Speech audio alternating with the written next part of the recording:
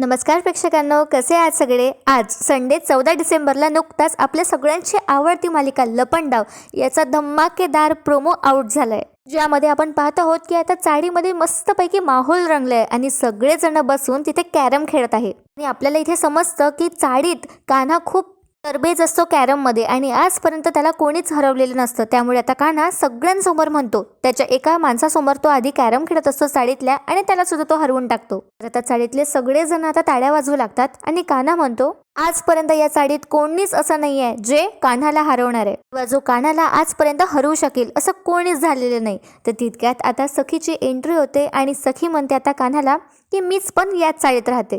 तर प्रेक्षकांनो आता सगळे चाळकरी आता सखीकडे बघू लागतात आणि बघा प्रेक्षकांनो आता आपला कान्हा काय करतो. सखी आणि कान्हामध्ये आता एक कॉम्पिटिशन ठेवली जाते कॅरम खेळण्यासाठी आणि कोण जिंकतं ते बघूया आपण.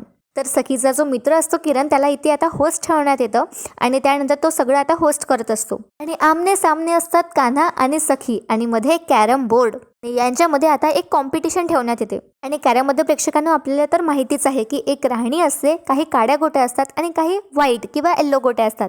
तर त्यामध्ये प्रेक्षकांना आता ज्या काळ्या गोट्या असतात त्या आपल्या कान्हाच्या असतात आणि ज्या पांढऱ्या असतात त्या सखीच्या असतात.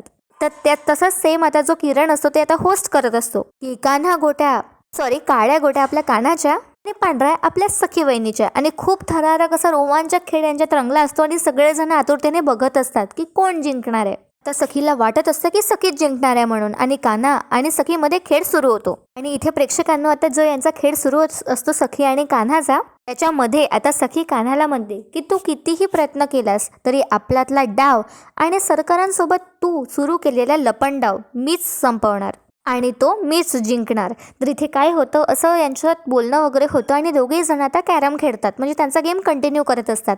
त्याचबरोबर आता आपल्याला कळतं की कान्हा आता आपला डाव खेळतो आणि सखीला तो इथे मुद्दामच जिंकवतो आणि आता हे सखीला समजलं नसतं इथे, त्यामुळे आता सखी खूप खुश झाली असते. तिने आता कान्हाला इथे हरवलं म्हणून ती खूप खुश असते आणि खूप ती उड्या वगैरे मारत असते. पण इथे आता किरणच्या लक्षात येतं आणि किरण आता कान्हाला म्हणतो हळूच आवाजात की तू मुद्दाम केलंयस ना. तर किरण म्हणतो हो आणि सखीकडे बघत आपला कान्हा आता म्हणतो की या राणीला तर मी कायमच जिंकवणार, पण हे सर्व जे डाव आहे ते मी माझ्याच पद्धतीने रंगवणार. तर असं काहीतरी आता कान्हा किरणला म्हणतो. यावरून आपल्याला आता समजतं की खूप छान घडणार आहे, समोर खूप इनकमिंग ट्विस्ट येणार आहे आता. आणि या सगळ्यांवरून आपलं तर हे लक्षात येत आहे की कान्हा आता विलन वगैरे काहीच नाही आहे, त्याला सगळीसोबत काहीच वाईट करायचं नाही आहे, तर तो सखीच्या हितेसाठी सगळं करणार आहे. आणि जे काही त्याचा प्लॅन आहे, जो काही त्याचा गोल आहे खूप मोठा, जो काही सरकारांसोबत त्यांनी ठरवलंय जे काही करायचं, बदला घ्यायचा, तो आता तर कान्हा घेऊनच राहणार, पण आता सखीला न त्रास देता. हे आता बघणं खूप इंटरेस्टिंग असणार आहे. आता आपल्याला सगळ्यांना तर एक खूप मोठा खुलासा झालाय, आपल्यासमोर एक सत्य आलंय की कान्हाचा ॲक्सिडेंट सरकारने म्हणजे मनस्विनीने केला असतो जेव्हा कान्हा लहान असतो तेव्हा. म्हणून कान्हाने आपलं सरनेम, आपलं नाव चेंज केलं असतं आणि एक नवीन ओळख घेऊन तो तिच्या आयुष्यात परत आला असतो बदला घेण्यासाठी. पण आता कान्हाला हे सुद्धा कळून चुकलंय की सखीचा स्वभाव खूप शांत, चांगला आणि इनोसंट आहे. त्यामुळे आता कान्हा सखीच्या प्रेमात आहे आणि तो सखीला अजिबात त्रास देणार नाही. त्यामुळे तो तिचाच यूज करून म्हणजे चांगल्याच वेळेने तो सरकाराचा आता बदला घेणार आहे, सरकारपर्यंत पोहोचणार आहे. त्याचबरोबर नुकताच काल जो एपिसोड झाला त्यामध्ये आपण आज पाहिलं आहे की सखी आणि कान्हा कुठेतरी आता फिरायला जाणार आहे आणि त्या दोघांच्या आता नव्या नात्याची सुरुवात होणार आहे. कान्हाने त्या मनस्विनीचा खरा चेहरा आता सखीसमोर आणल्यामुळे आता सखी तर पहिले साडीतून म्हणजे पूर्ण फ्रस्ट्रेट होऊन वापस आली असते, पण आता कान्हाने जे काही नाटक केलं असतं, जी काही आयडिया लढवली असते सरकारचं सगळं सत्य समोर आणण्यासाठी सखीसमोर, त्यामुळे आता सखीला कळून चुकलंय आणि ती आता परत तिने निर्णय घेतलाय कान्हासोबत परत चाळीत जाऊन राहायचं आणि सरकारला चांगला धडा शिकवायचा आणि तोंडावर आपटवायचं. ऑफकोर्स आता यामुळे कान्हाला चांगलंच ऐकावं लागलंय सरकारचं.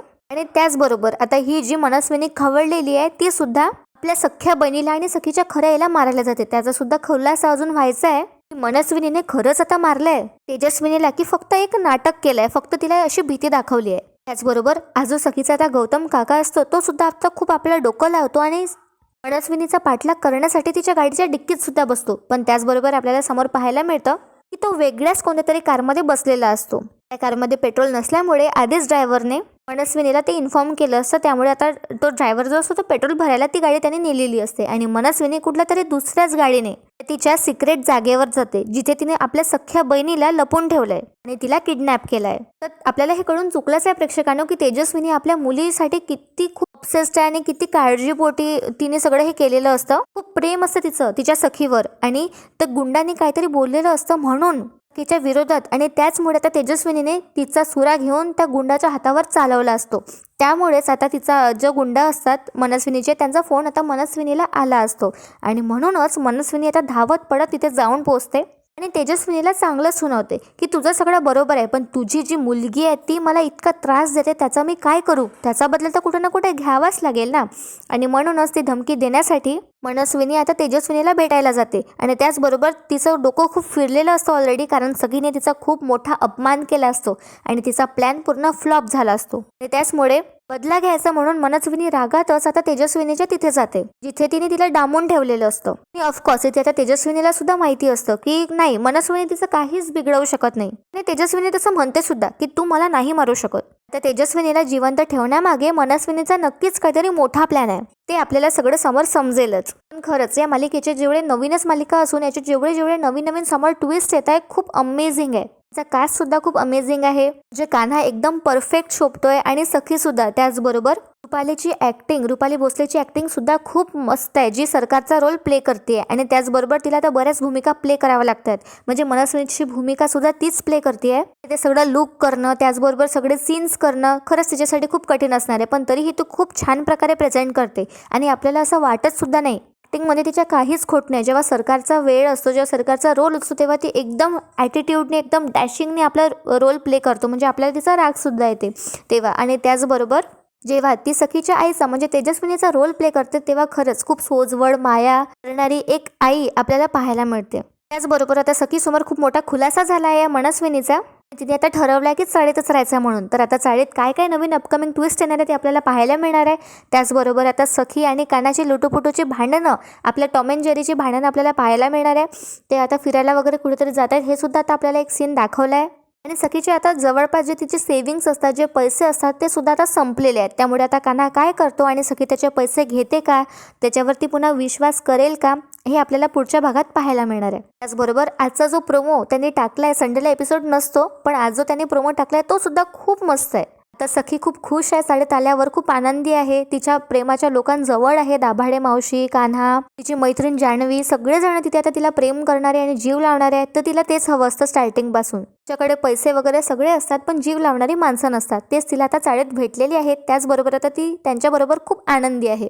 आता बघूया सखी 1 महिन्यासाठी तर तिचं चॅलेंज पूर्ण बहुतेक करणारच आहे, असं मला तर याची खात्री आहेच ऑलरेडी. पण तिला आता नेहमी कानाबरोबर तिथे राहणार का, ती चाळीत वगैरे रमल्यावर, हे सुद्धा आपण बघणार आहोत. तुम्हाला आजचा प्रोमो कसा वाटला ते मला कमेंटमध्ये नक्की सांगा.